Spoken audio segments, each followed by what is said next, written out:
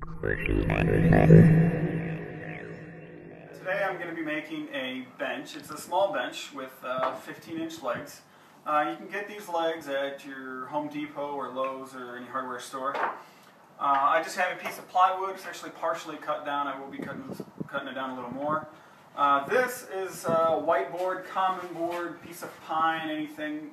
You can get oak or anything else you want to make the rails. I am trimming the plywood with one of these cut down, just do 3/4 inch. So this piece is a spare piece I have of 3/4 inch plywood. I recommend at least 1/2 inch for the seat, 3/4 inch is probably better. That'll hold up to the weight. The edges here I didn't have cut to the exact size I want. I'm going to do 33 inches in length and 1 foot deep. A lot of benches are 14 inches deep or around that, but I'm going to do 12 inches.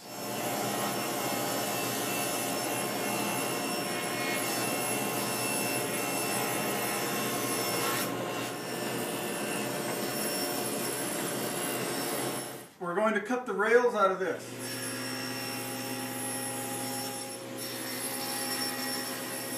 Good.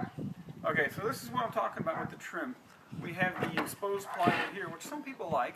However, I want to run a border along it, pine, up alongside it.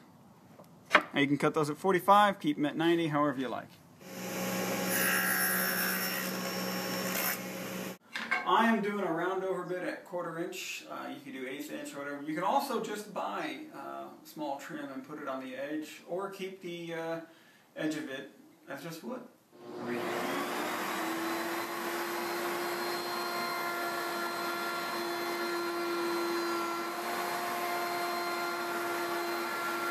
So I'm taking the trim and I'm cutting it at a 45-degree angle.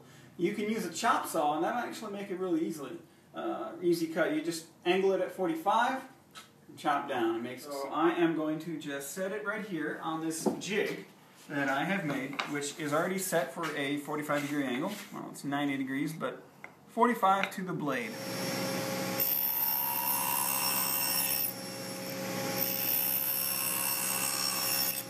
Alright, it's judgment time. Let's see if I got these cuts right. Line up the corners here. So far we're looking pretty good.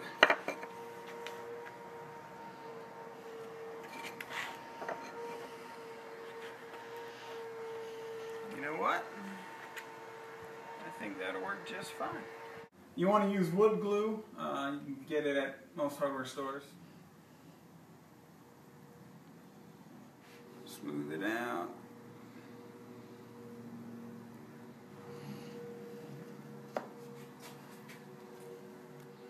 Okay, just to make sure that when you grab the bottom of the bench, I like to round over the edges. So what I'm doing is taking the same thing to a router. You can also just sand it. That's just as easy. So this is basically what the bench is going to look like right here. Obviously it's upside down. The brackets that you can get are these little things right here. And what they do is this has a hole, and that goes into the leg like that. Right? Now it also has these little kerfs. These are called kerf mount corner brackets. So you cut a little groove into these rails for them to go into.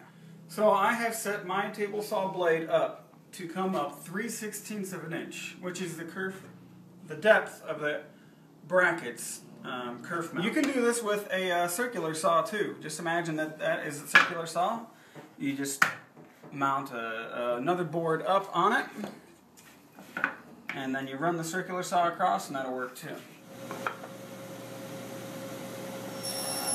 The brackets go in the kerfs. You just take little screws and just make sure that they're not so long they're going to go right through the wood. Alright, off camera I finished putting all the brackets in. I'm going to show you though. This piece right here is the one piece. You actually have to pre-drill with a drill bit. Just drill in enough for it to reach, and then you put the screw in. And to attach the tabletop, what you want to do is do pocket hole jigs with this pocket hole that side so it's on the inside, not the outside. And I'm actually going to put one pocket hole screw on the end.